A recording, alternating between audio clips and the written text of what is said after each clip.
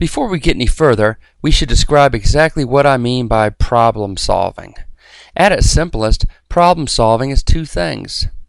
Firstly, it is the identification of problem causes. A cause is what made the problem happen, and it's worth noting that I use the plural form of the word, causes. This means that there is usually more than one cause to any problem.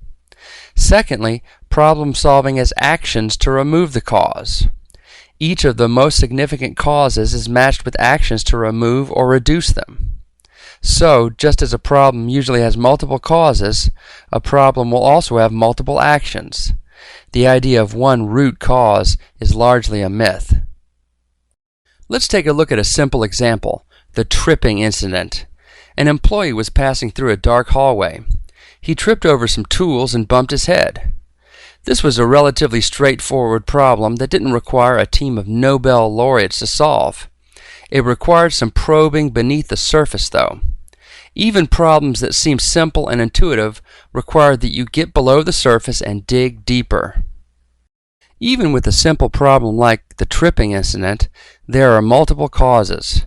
It would be convenient if there was a magical root cause we could address to make the problem go away, but things aren't that easy.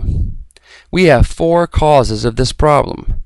They are: tools were left on the floor, light switch on the opposite end of the hall, no assigned space for tool storage, and no awareness that tools on the floor posed a hazard. All of these causes contributed to our problem, and all of them must be addressed through our corrective action. How did we determine the causes? We asked why. This is a simple and helpful technique for digging deeper into problems. We start with the problem statement: employee tripped over tools in a dark hallway and bumped his head, and ask why.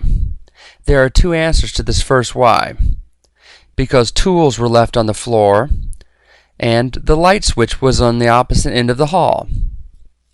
Then we drill deeper by continuing to ask why. If we ask why tools were left on the floor, we get 2 more answers: because there was no assigned space for them, and because employees had no awareness of the safety hazard. This produces a branching structure of causes, all of which are important in preventing our problem from coming back. Since we have 4 separate causes, we will have 4 separate actions to address each one. Cause number 1, tools left on the floor, is addressed by removing tools from the floor. Cause number 2, light switch on the opposite end of the hall, is addressed by installing motion detector light switches. Cause number 3, no assigned space for tools, is matched by establishing a place for the storage of tools. Cause number 4, no awareness that tools on the floor posed a hazard, is addressed through a training program required for all personnel. Each of our actions directly addressed the corresponding cause, effectively neutralizing it.